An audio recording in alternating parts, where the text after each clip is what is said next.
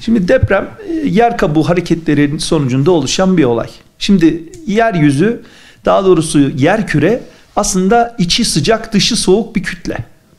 Ve içindeki sıcaklık yukarıya doğru çıkıyor. Neden oluyor bu? Her sıcak cisim soğuma eğilimindedir. Bütün gezegenler de böyledir. Dünya da soğumaya çalışıyor. İçinde bir sıcak kütle var. Diyelim ki buna çekirdek diyelim. Çekirdekten gelen sıcak kütleler aslında mantoda var, astenosfer falan filan çeşitli katmanlar var.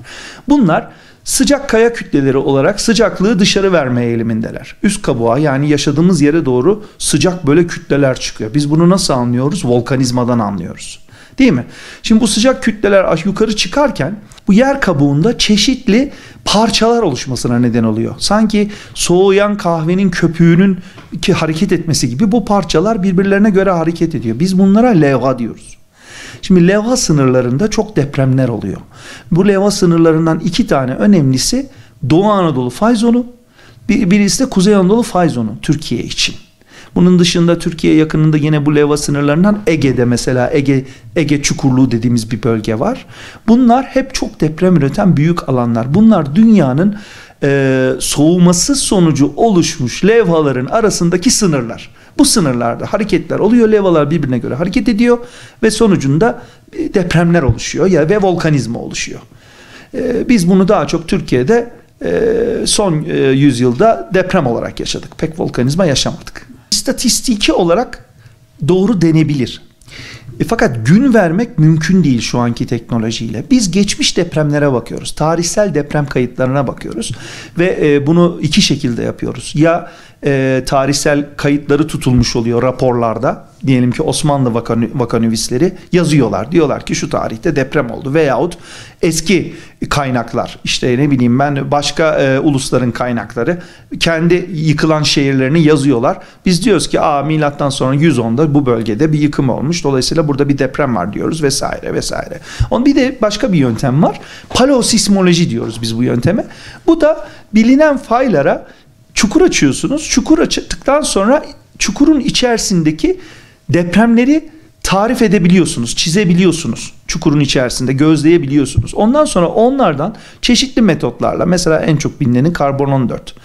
Bunların yaş tayinini yapabiliyorsunuz. Diyorsunuz ki ya işte yaklaşık 1000 yıl önce bir deprem olmuş, 500 yıl önce bir deprem olmuş, dolayısıyla 1500 yıl önce bir deprem olmuş. Bunu söyleyebiliyorsunuz. Sonra diyorsunuz ki demek ki bu fayın, diyorsunuz, örnek bir fay bu, 500 yıllık bir deprem tekrarlanma aralığı var diyebiliyorsunuz. Şimdi Kuzey Anadolu fayı için düşünürsek ortalama deprem tekrarlanma aralığı 250 yıl. Şimdi 7 su fayını düşünelim. Bizim Bingöl'ümüz için konuşalım. 1784'te deprem üretmiş. Buna 250 yıl koyarsak yaklaşık olarak ne olur? Sanıyorum 2034 olur. Değil mi? Yani dolayısıyla bu 250 yıl dolmuş gibi. Yani dolmak üzere. Ama bu 250. yılda deprem olacak anlamına gelmiyor. Yani bu böyle çok net bir şey değil. Bunun hata payları oluyor ve bu hata payları yüksek. Bazen 20 yıl, bazen 30 yıl olabiliyor. Bazen daha erken olabiliyor. 250'yi bulmuyor, değil mi? 225'te oluyor. Yani dolayısıyla bunları düşündüğünüz zaman istatistiki bir şey bu aslında. Ve bu istatistikler genelde yanılmıyor maalesef. Genelde yanılmıyor. Şimdi bu okyanus tabanları haritası, okyanus tabanlarının morfometri haritası. Yani okyanus tabanındaki dağ kuşaklarını görüyoruz veya fayları görüyoruz burada. Burada beyaz alanlar zaten karalar, kıtalar. Orada da biraz dağları görüyoruz ama asıl odak noktası bu okyanus tabanları. Şimdi demin ne demiştik?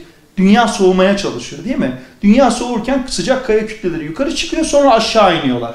İşte bakın şu çukurluklar dünyanın okyanus kabuğunu aşağıya doğru dalıp battığı, indiği yerler. Görüyor musunuz? Mesela bunlardan bir tanesi Japonya'nın yanında.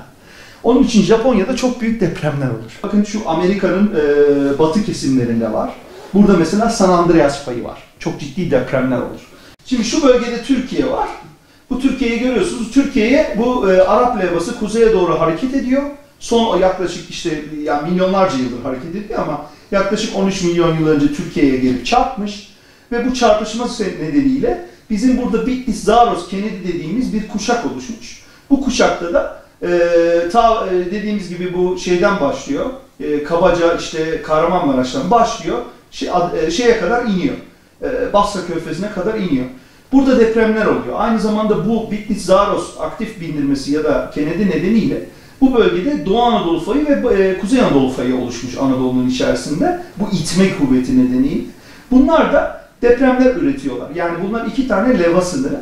Ve şöyle bakarsanız Kıbrıs'tan Akdeniz'in içerisinde Girit Adası'nın güneyinde devam eden bir çukurluk var. Bakın şuradaki çukurluğa benziyor. Ama bu çukurluktan daha küçük bir çukurluk. Bu çukurlukta da büyük depremler olabiliyor zamanında. Aynı şekilde bizim Ege bölgemizde bütün bu bizim tektonik dediğimiz bu levha hareketlerinden etkileniyor.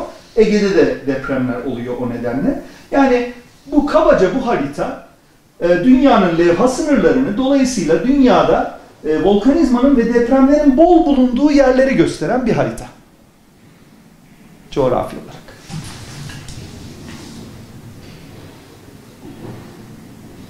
Bak şu fosil Bingöl'den. Bu bir ekinoderm, deniz kestanesi fosili. Bingöl'de sığ denizler var yaklaşık 15 milyon yıl önce, 20 milyon yıl önce. Onun içinde deniz kestaneleri yaşıyormuş. Bu onlardan bir tanesi. Yayladere'den, bu memleketten. Şu Cezayir'den amonit dediğimiz bir fosil. Yaklaşık 200-250 milyon yıllık bir fosil. Bak şu trilobit dediğimiz bir fosil. Bu oldukça eski, yani 300 milyon yıldan fazla bir yaşlı bir fosil. Bu böyle, bunun atmalı yengeci diye akrabaları var şu an dünyada, Avustralya'da yaşıyorlar. Şu alçı taşının ham maddesi, jips.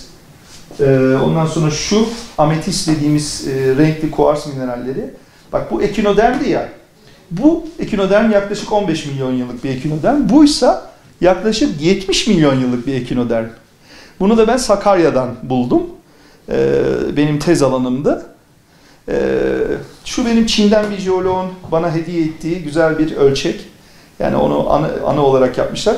Şu cımbız, bizim rahmetli bir paleontolog hocamız vardı, Ercan Özcan. Ona ait cımbız. O fosilleri bununla ayıklardı.